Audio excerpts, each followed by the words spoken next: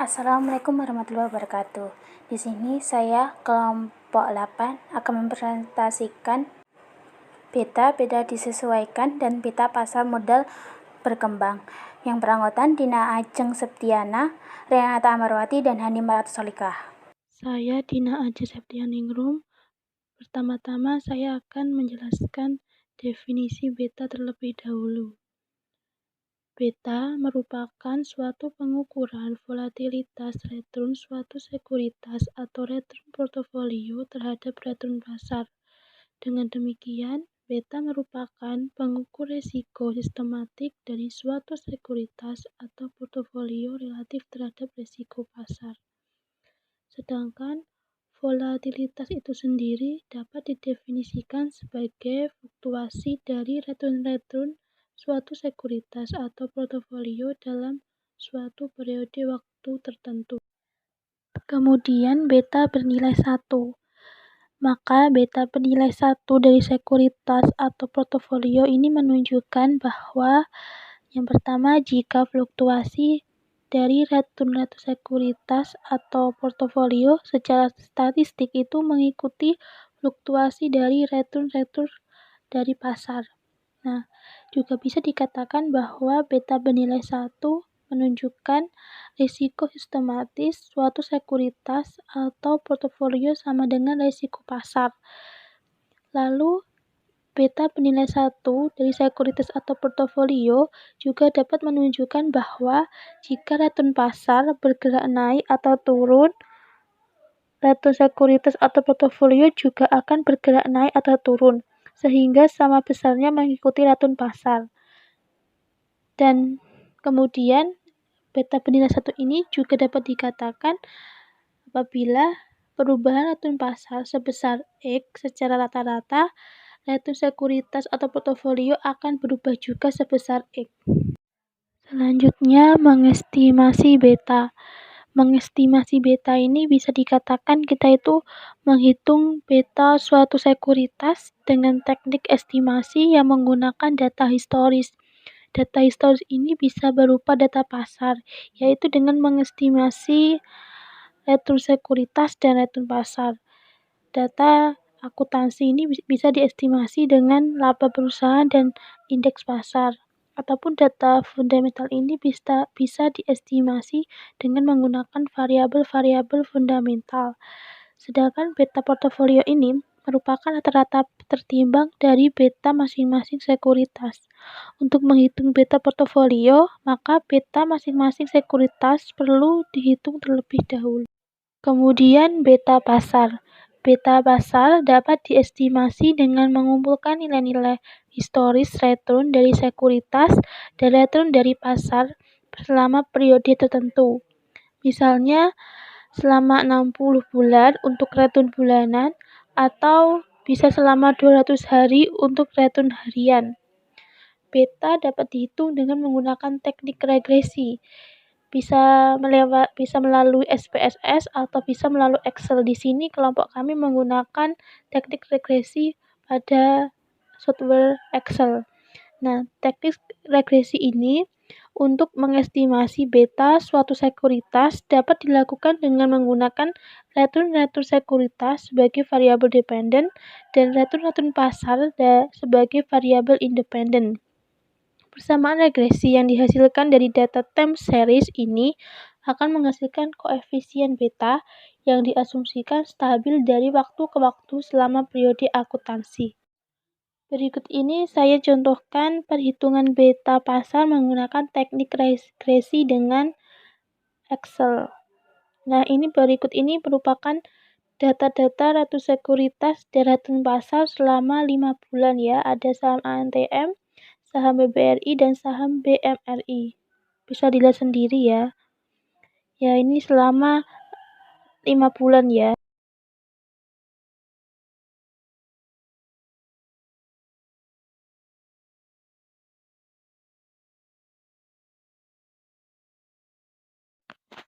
Output beta pasar ANTM ini menghasilkan beta pasar RA sama dengan 0,002978 ditambah 3,141361 rm. Jadi koefisien beta ini sebesar 3,141361. Diestimasi menggunakan teknik regresi akan menghasilkan output beta pasar BBRI. Berikut ini outputnya teknik regresi dari aplikasi Excel. Di sini kita bisa melihat pada kolom intercept, yaitu bagian koefisien. Di sini ada angka 0,0048 dan 1,499532. Jadi, beta pasarnya itu RA sama dengan 0,00048 ditambah 1,499532. Jadi, di sini tuh beta itu merupakan koefisien parameter dari variabel Rm. Di sini adalah betanya ya, koefisien betanya itu sebesar 1,495532. Selanjutnya, output beta pasar BMRI. Di sini di dalam koefisien ini menghasilkan angka min 0,0166, sedangkan pada RM-nya menghasilkan 1,376261. Nah, koefisien beta ini kan merupakan parameter dari variabel RM. Jadi, koefisien beta sebesar 1,376261.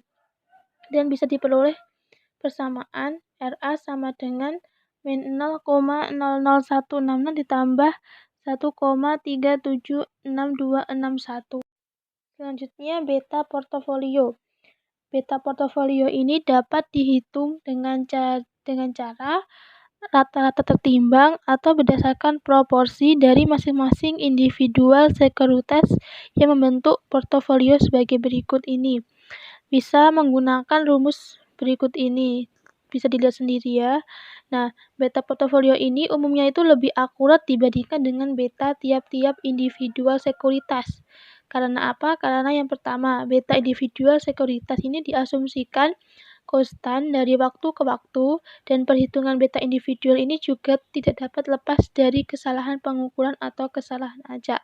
Maka di sini beta portofolio ini bila dibandingkan dengan beta tiap-tiap individu sekuritas lebih akurat. Selanjutnya adalah beta disesuaikan dan beta untuk pasar modal berkembang. Pasar modal yang tipis merupakan ciri dari pasar modal yang sedang berkembang. Untuk mengurangi bias yang terjadi, beta untuk pasar modal tipis harus disesuaikan. Beberapa metode dapat dilakukan untuk menyesuaikan beta tersebut. Yang pertama, ketepatan beta historis. Kesalahan pengukuran beta portofolio akan semakin kecil dengan semakin banyaknya sekuritas di dalamnya. Karena kesalahan perhitungan beta untuk masing-masing sekuritas akan saling meniadakan. Kesalahan pengukuran beta portofolio yang semakin kecil akan mengakibatkan beta portofolio semakin stabil dari satu periode ke periode selanjutnya, yang akibatnya korelasi keduanya akan semakin besar. Menyesuaikan dan memprediksi beta. Menurut Bloom, memprediksi nilai beta dapat dilakukan dengan cara lain, yaitu nilai dari beta yang diprediksi sesungguhnya juga mempunyai kecenderungan mendekati ke nilai rata-ratanya. Beta historis disesuaikan mengarah ke nilai rata-ratanya. Penyesuaian ini mempunyai arti bahwa nilai beta historis disesuaikan mengarah ke rata-rata nilainya. Bisa dilihat dari rumus berikut, yaitu beta I sama dengan setengah dari beta ditambah setengah dari rata-rata beta. Misalnya, beta historis suatu sekuritas adalah sebesar 1,8 dan rata-rata nilai beta sekuritas ini untuk beberapa periode adalah sebesar 1,2. Ini menunjukkan bahwa estimasi beta berdasarkan data historis, yaitu 1,8, adalah terlalu besar dibandingkan dengan beta rata-ratanya.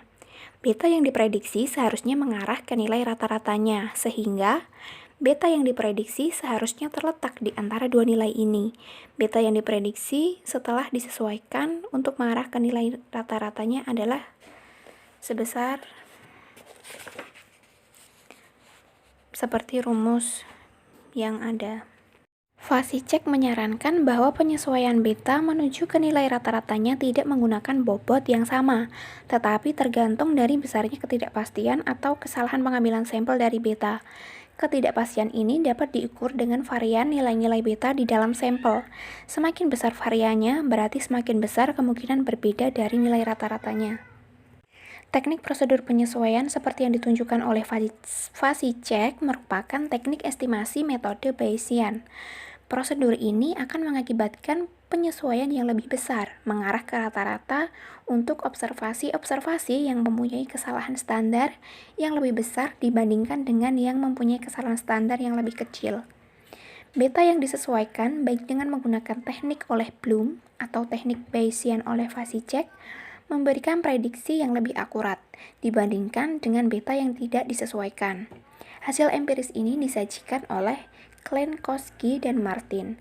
Mereka juga menunjukkan bahwa teknik Bayesian memberikan prediksi yang sedikit lebih akurat daripada teknik yang oleh Blume. Selanjutnya, beta untuk pasar modal berkembang. Beta untuk pasar modal yang berkembang perlu disesuaikan.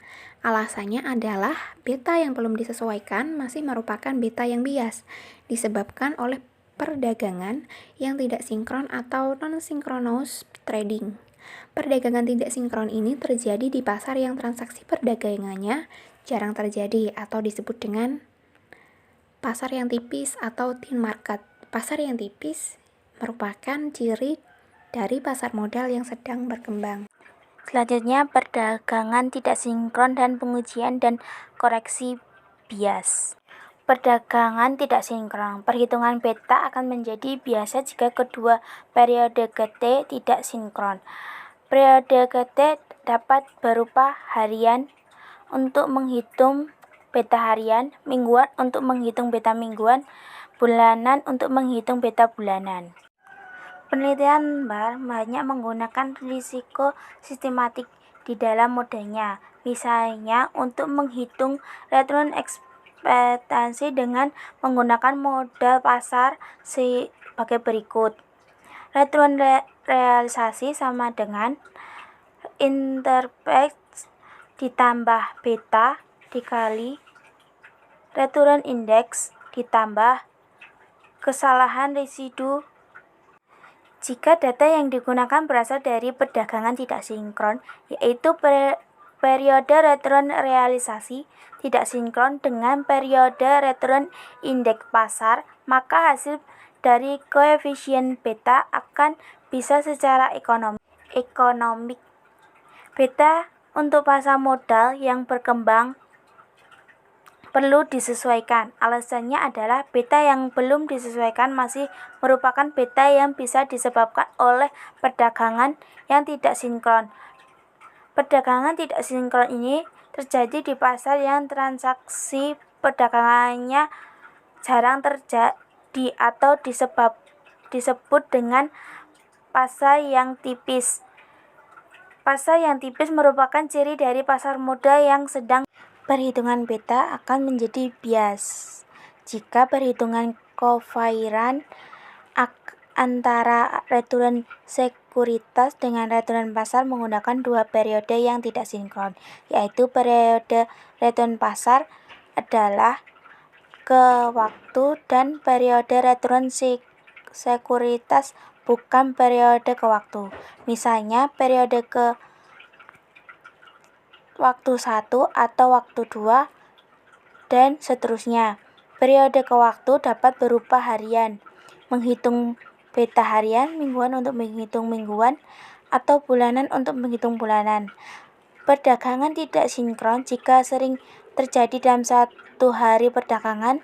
Perdagangan tidak sinkron terjadi jika beberapa sekuritas hanya dipergunakan pagi hari saja yang harganya kemudian dibawa sampai pasar ditutup, yang kemudian harga tersebut digunakan untuk menghitung indeks pasar pada hari itu. Bias ini terjadi karena anggapannya indeks pasar dihitung dari harga-harga sekuritas yang diperdagangkan sampai detik terakhir pasar ditutup pada hari itu. Karena masalah perdagangan tidak sinkron disebabkan oleh masalah periode waktu perdagangan dan masalah dalam interval waktu, maka masalah ini juga disebabkan dengan seperti problem atau inverse. Pengujian terhadap bias. Rumusan perhitungan berat sekelas KI yaitu beta I tampak di persamaan 3 dan 4 untuk beta return index pasar atau BM, maka RI perlu diubah menjadi RM, sehingga rumus persamaan yang ada di catatan kaki nomor 6 menjadi BM sama dengan COV dalam kurung BM kali RM per FL kali RM sama dengan 1, dan COV RM adalah sama dengan VAR RM, sehingga BM VAR dalam kurung RM per FR per RM sama dengan 1. Ini berarti bahwa beta untuk return indeksi pasar adalah bernilai 1. Beta pasar merupakan rata-rata tertimbang dari beta masing-masing sekuritas di pasar. Jika tidak terjadi, maka beta pasar hasil dari rata-rata tertimbang ini akan sama dengan 1. Akan tetapi jika terjadi perdagangan tidak sinkron, sehingga beta untuk individual sekuritas akan menjadi bias, maka bias pasar hasil rata-rata tertimbang tersebut akan tidak sama dengan 1. Dengan demikian, pengujian untuk mengetahui kebiasaan beta dapat dilakukan dengan membandingkan rata-rata tertimbang beta sama sekuritas di pasar dengan nilai 1. Metode terhadap koreksi bias. Koreksi terhadap bias.